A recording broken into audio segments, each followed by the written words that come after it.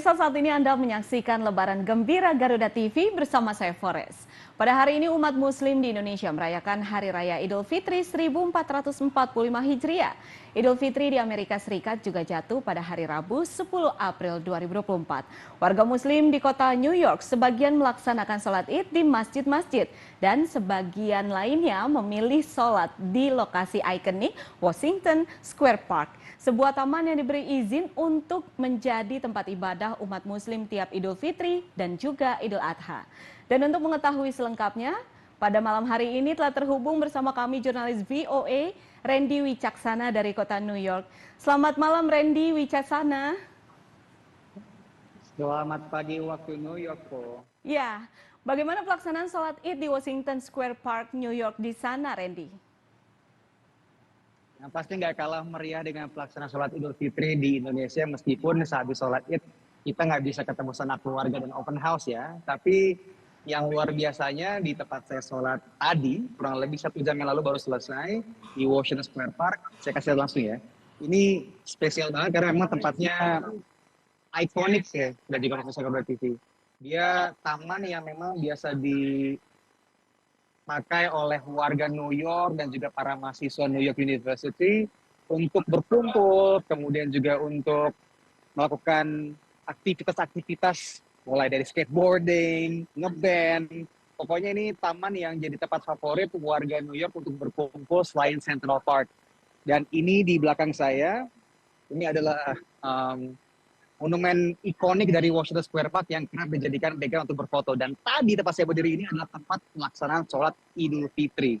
Ini spesial kok, saya bisa bilang demikian. Kenapa? Karena kalau misalnya kita ingat tahun 2001 ada namanya kejadian 9/11 yang kemudian memicu sifat atau sikap Islamofobia di Amerika Serikat, khususnya di New York, karena ini menjadi lokasi di mana kejadian itu terjadi ya. Orang-orang cenderung fobia terhadap orang-orang yang pakai kerudung atau bahkan dengan Islam itu sendiri. Lebih dari 20 tahun kemudian, kita bisa menjalankan sholat di tempat terbuka dengan pengeras suara yang bisa didengar bahkan oleh orang-orang non-muslim sekalipun. Jadi ini adalah sebuah transisi toleransi yang patut diapresiasi banget. Karena juga salah satu faktornya, saat ini muslim di New York menjadi muslim populasi yang paling besar di Amerika Serikat. Yakni 20% dari masyarakat muslim yang ada di Amerika semuanya tinggalnya adalah di New York City. Dan wajahnya pun beragam, kalau misalnya pemirsa Garuda TV bisa lihat dari gambar yang saya kirimkan tadi ya. Yeah. Ada wajah-wajah familiar warga Indonesia, khusus para mahasiswa yang tengah merantau untuk belajar di sini.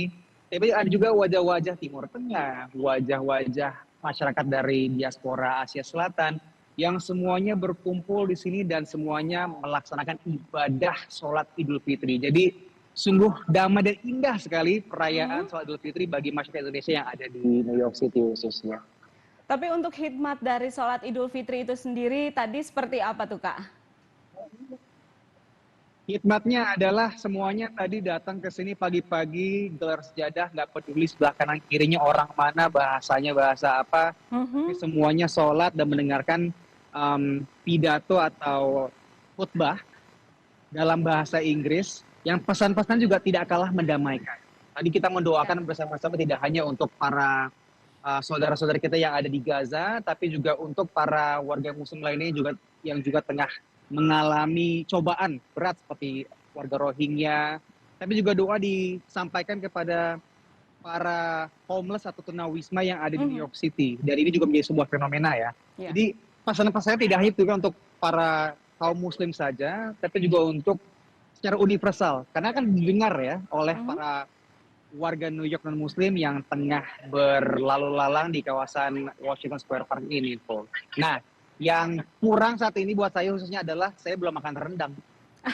Nah itu yang saya mau tanyakan juga. Di sana kan biasanya kalau di Indonesia setelah sholat Id ini biasanya kan kita ada tradisi untuk berkunjung keluarga, makan bersama. Nah kalau di Amerika sendiri bagaimana nih?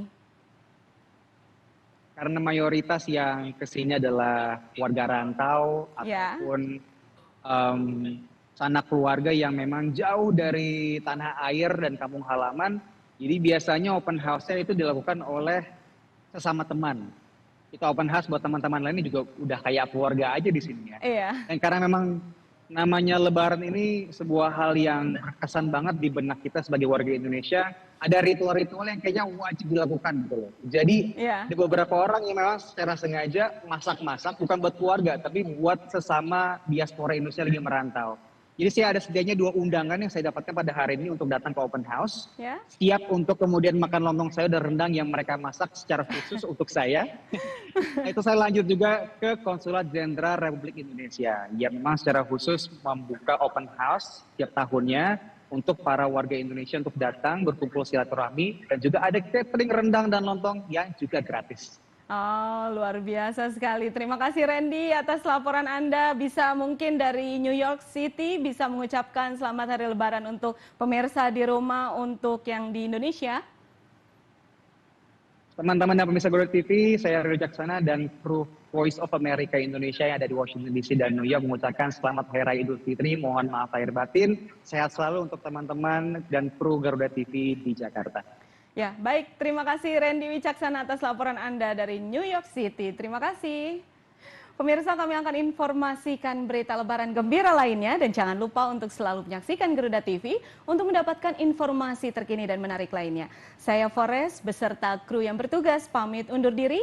Terima kasih dan selamat merayakan Hari Raya Idul Fitri 1445 Hijriah. Mohon maaf lahir dan batin.